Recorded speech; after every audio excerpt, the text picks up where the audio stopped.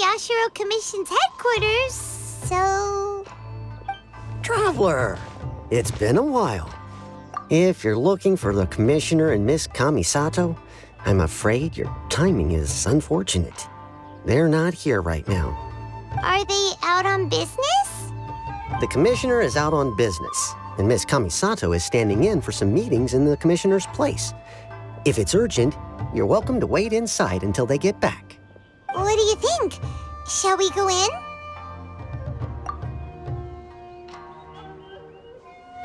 If it were anyone else, I couldn't allow it. But seeing as you're so close with the Commissioner and Miss Kamisato, I think it should be okay. We'll be heading in then. Thanks!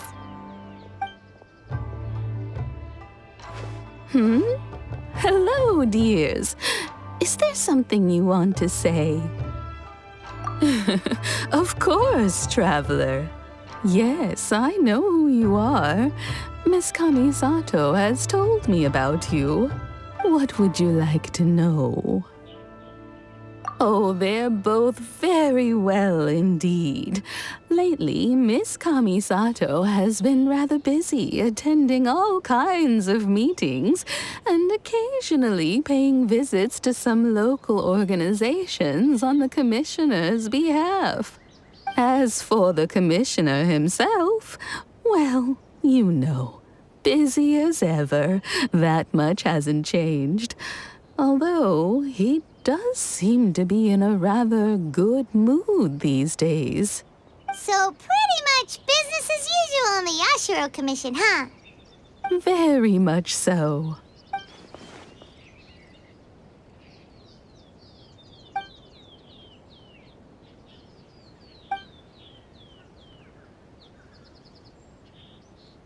Well, got any more questions? You're very welcome.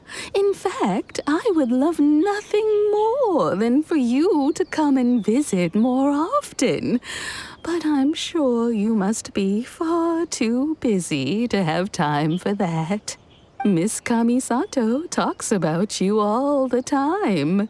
She seems so thrilled to have you as a friend, and she's always saying how talented you are and how much she admires you.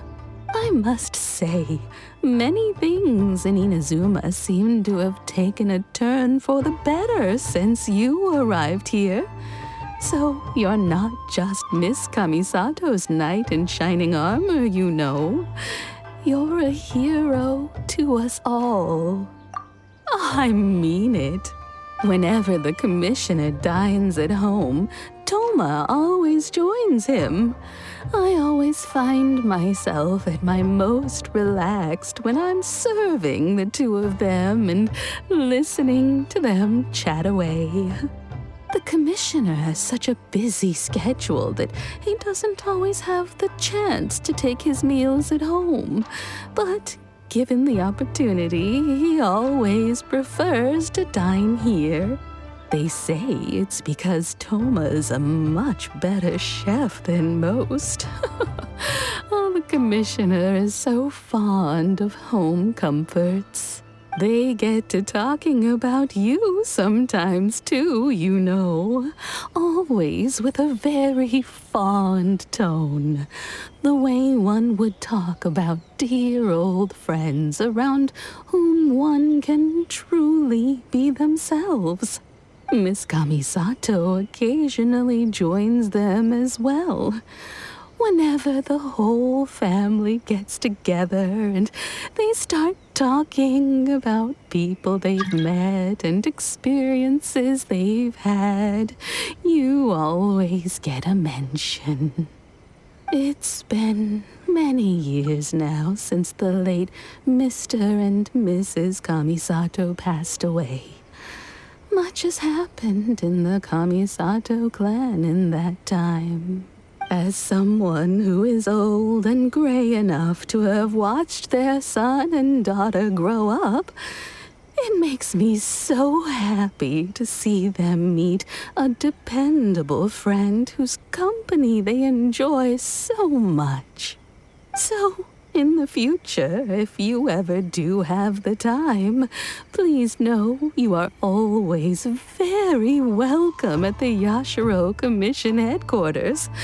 There will always be at least one old lady who would be delighted to have the pleasure of your company. Wonderful. Thank you. Paimon likes it here too. Also, you were saying something about the food here being really great. Paimon's itching to try it. We may just have to invite ourselves around for dinner sometime. Paimon meant we should come pay a visit again real soon. Ideally around dinner time. Of course. You're always welcome. Alright, goodbye for now. Where are we going next? Great! Goodbye, ma'am! Don't worry, we'll see ourselves out. All right, then. Take care now. Hope to see you soon. Oh, are you two leaving already? Yep, everything's taken care of now. Don't worry. Very well. Safe travels. Goodbye.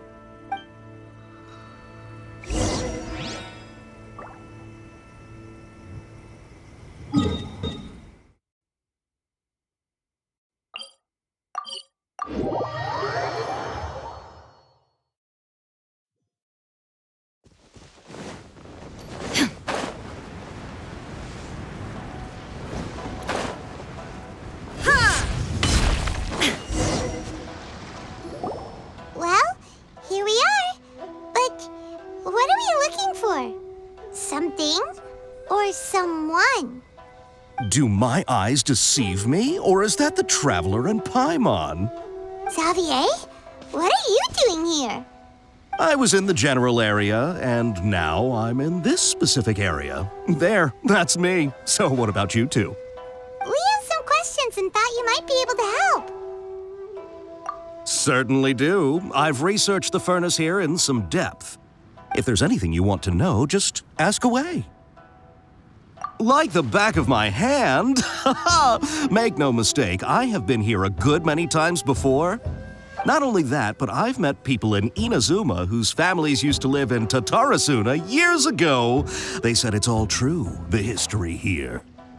Oh, well, it's a long story, don't you know? The tale of Tatarasuna starts a long time ago. I'm told that its history is one of the most foremost forging and smelting operations in the nation, goes back around 1,000 years. Still, the furnace has had a couple of serious maintenance issues along the way. A couple? When exactly? One was just in the last few years, the other was several hundred years ago. A fun fact, I'm not the first Fontaine tech guy to come and work on it either. There was a guy back then too. They say he was a mechanic who consulted on a technology upgrade. It seems like the technological collaboration between our two nations goes back a long way. How about that? Hey, weren't you gonna ask Xavier something about Tatarasuna? Come on, ask already. Oh, I didn't realize you two were here for a history lesson. Me neither. Paimon doesn't know what's gotten into this one today. Feels like we've been preparing for a history exam or something. What brought this on? Did you just wake up today with a sudden burning desire for historical knowledge? Sure, go ahead. A kabuki mono? No, I can't say that I have. I do know the word, Inazuman for those eccentric types who always go around dressed to the nines. Just the sort of person that I'd like to meet, actually. But sadly, I've never had the pleasure, nor have I come across anything to do with a kabuki mono where Tatarasuna is concerned.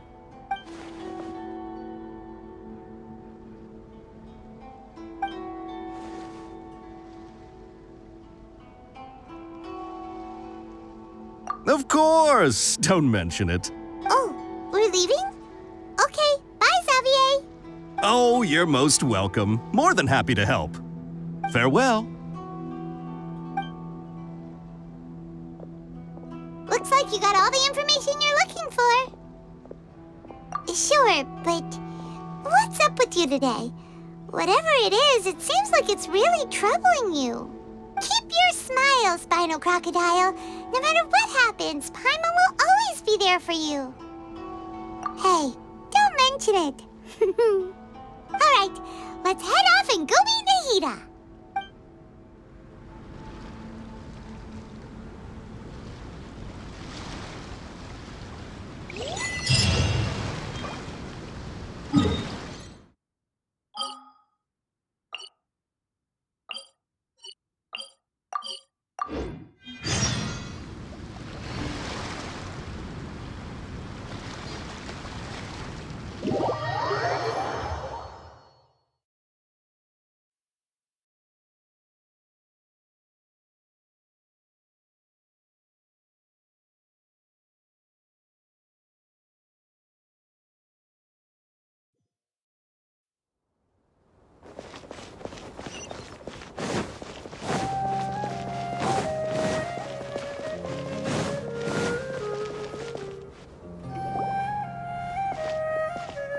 Hey, it's them!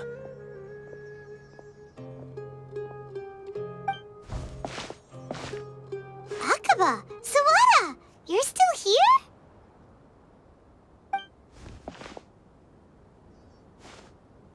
Indeed we are. If you have a moment, we'd love for you to join us once more. We have time. What do you want to talk to us about? It's the same topic we discussed last time. Obviously. Still looking for more info about Tatarasuna, huh?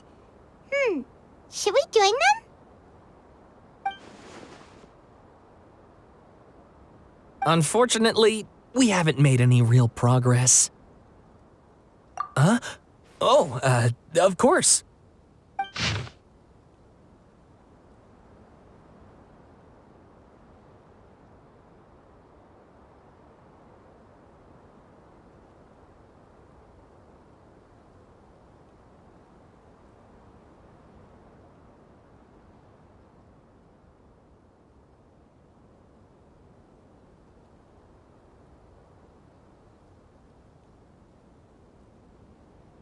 I presume you'll want to read mine as well.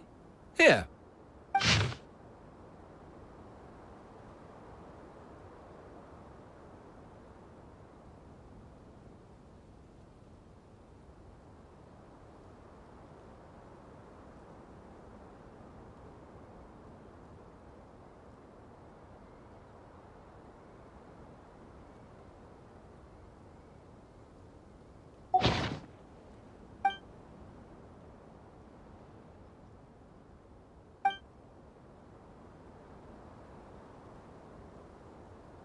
Well, what do you think? Hey, Traveler.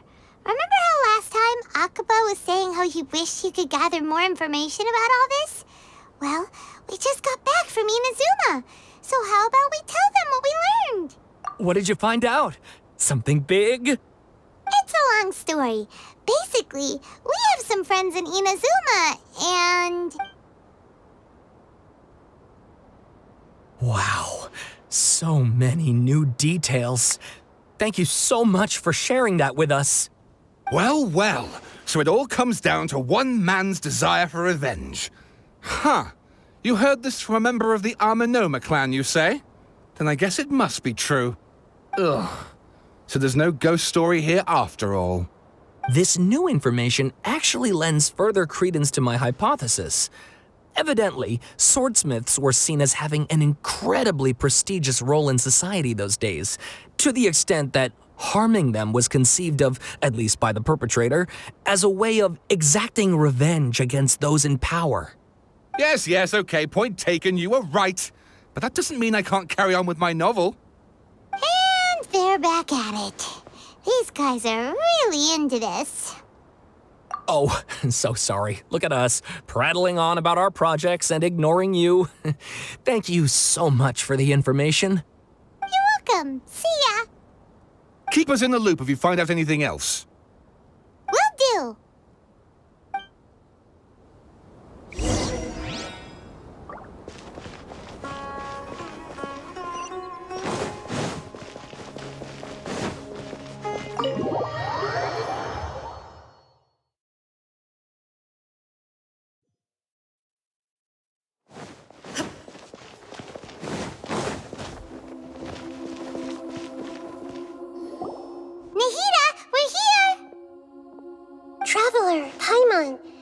have you been? Ugh, where to start? Paimon hasn't had a moment's rest this whole time. That night, we ended up chatting and chatting until suddenly the sun was up. And then she decided she wanted to go to Inazuma. The Balladeer? It sounds like some kind of code name. You look troubled. Is there something you need to tell me?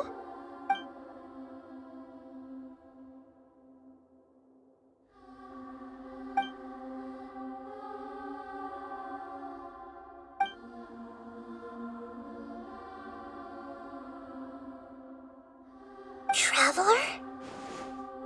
Hey, what's wrong? You look so upset.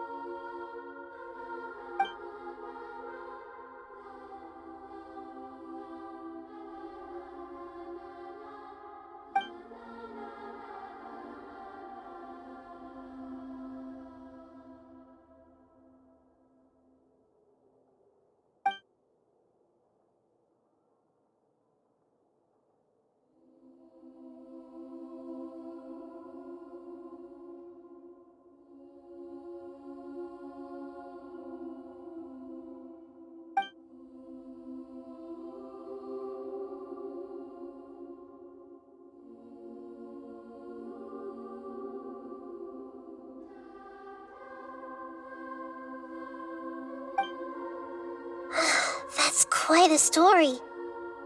So, this puppet known as the Balladeer erased himself from Irminsul, hoping that he could change the past. But how was he even able to do that? As the Traveler said, he very nearly became Sumeru's deity. Admittedly, I remember it a little differently. I don't recall finding anyone inside the machine after we defeated it. Nevertheless, it does make sense.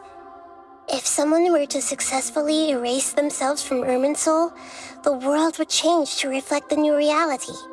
So, you believe this person really existed, and we just don't remember him because, well, because he literally changed the world? Yes. Theoretically speaking, it is possible to do this. But I'm struggling to imagine the kind of person who would dare go through with it. The Traveler comes from a world beyond to that. That's why there's no information about her in Irminsul, and it also explains why any changes to Irminsul wouldn't affect her. So if there's anyone in the world capable of retaining memories from a past that has been rewritten, it's you. It's quite incredible when you think about it.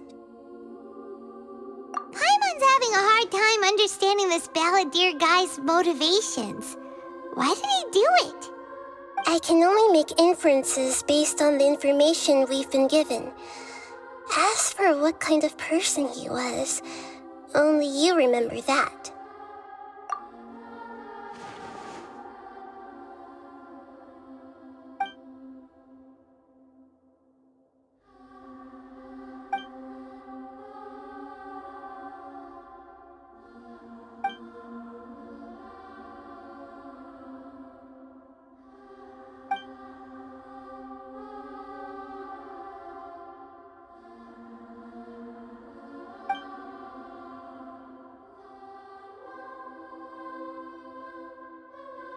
Something else worrying you?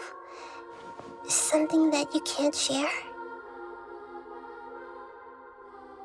It couldn't change the fate of the ones who had died, right? Once the Balladeer realized he hadn't been betrayed after all, it must have completely changed his view of the people of Tatarasuna. Now he saw them as friends again. He couldn't keep hating humans after that, and if he thought there was a chance he could save his old friends, it would be hard not to try. The story makes sense, every part of it. The Balladeer tried to achieve godhood with the doctor's help. He was unsuccessful, but retained the power to connect with Irminsul. That power then enabled him to change what was recorded in Irminsul and erase himself, even though he didn't have much strength left. Yeah, it does make sense, but it still ended in tragedy for his friends. It just feels so hopeless. He gave everything to do this, but it seems like he got nothing in return.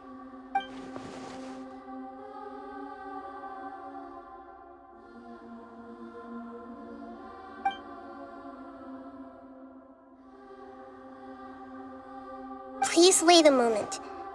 I want to check something.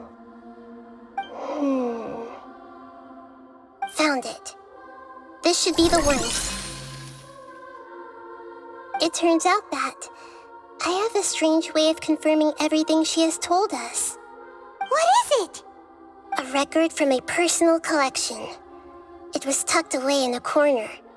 You should take a look.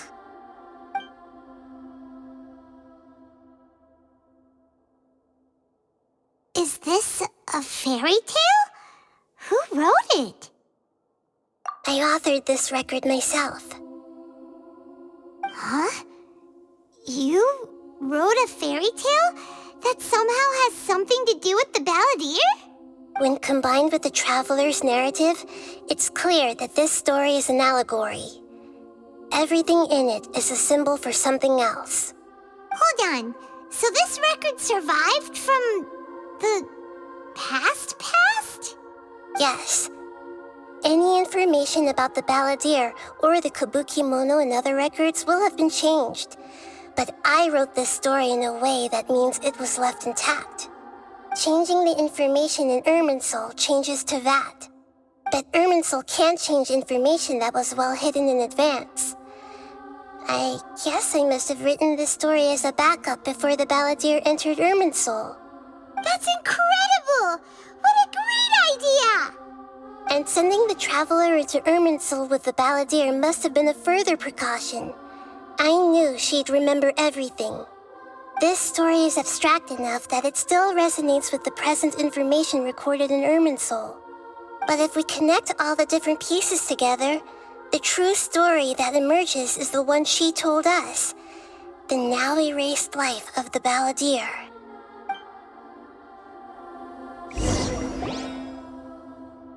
There was once a lone monster draped in fox fur. The monster found a family of foxes, joined them, and they became friends. The monster lived with the family day and night, and everyone treated it as one of their own. Once in a while, the monster would take off its fox fur at night and lament to itself as it gazed at its reflection in the water. I am a monstrosity, yet they are too foolish to see it. I pity them. But the monster soon found solace when another came to live among the foxes who was not their kin. A kitten, carved from the wood of a white tree who had been abandoned by the humans. The kitten too wished to become a fox, but its tail was too slender and it could not grow a coat of richly colored fur. Yet when the other foxes saw this, they spoke words of comfort to the kitten. Even without a tail and fur like ours, you are still one of us. Furious at this happy resolution, the monster lit a fire on the mountain. The terrified animals panicked as the fire spread. The only way to extinguish the flames was to make a sacrifice. A gray fox stood up and addressed the monster. It said, "You are the cleverest among us. Surely you can help us find a way to solve this." The monster smiled, led the fox toward the fire, and murdered it. The gray fox's heart was turned into a beautiful drop of water, clear, spotless, and pure.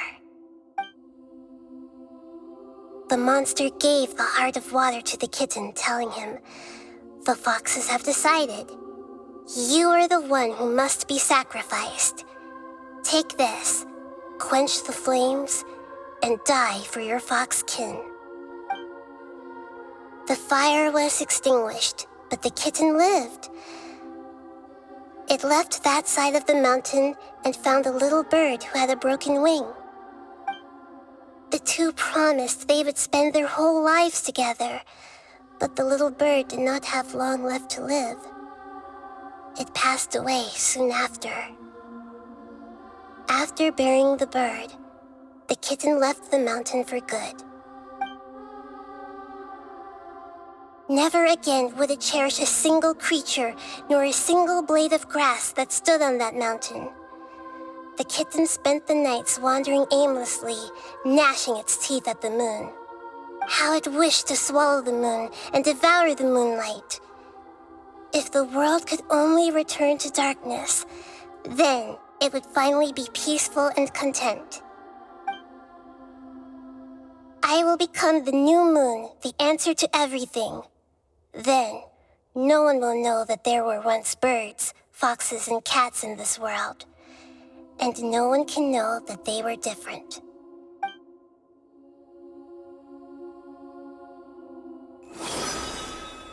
We solved it!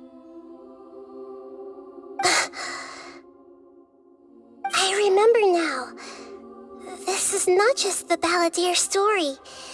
It is his very own memories. I made a backup so that it would be preserved no matter what happened. To become a god, he was experimented on and modified countless times. It was brutal torture, and the only reason he was able to survive is that he was a puppet. This memory was extracted from him by the scholars. Presumably, they kept it to have something to defend themselves with. Creating a deity was just the first step. Some of them wanted to be able to control it. That's why they backed up his memory for later use.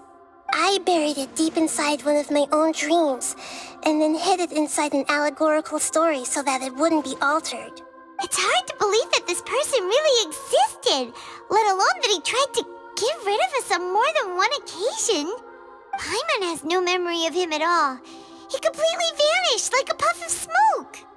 The Balladeer agreed to help me look for information about the Descenders, and although he was unsuccessful, he still helped you. Before he vanished, he confirmed an important detail, that Conria was where your twin first came into this world.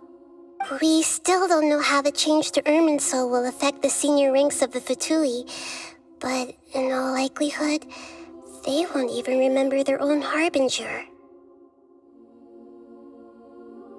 It sounds like Paimon wouldn't like this guy a whole lot if he was still around. But still, Paimon doesn't like the way it all ended that much better. This is why wisdom alone cannot answer all our questions. We look, we see, and we comprehend, but the question still troubles us. So the answer is not everything. People yearn to find the truth and then conquer the troubles they face. When you give someone the truth, you give them a chance to choose their own destiny. To others looking on, this may seem like a pointless endeavor, but for him, the chance to act on his desire to disappear must have meant a lot. Never forget that even when we walk beneath dark clouds along a road filled with suffering, the light of wisdom is always there, guiding us toward a better destination. And that is what you have been doing all along. Yeah, Nahida's right. Cheer up. How about we go get something to eat? We can pick up this heavy conversation again later. Good idea. Paimon, why don't you take her out for a walk to clear her head? You got it. Come on, traveler. You need to get out of your head for a while. You'll feel much better after taking a walk.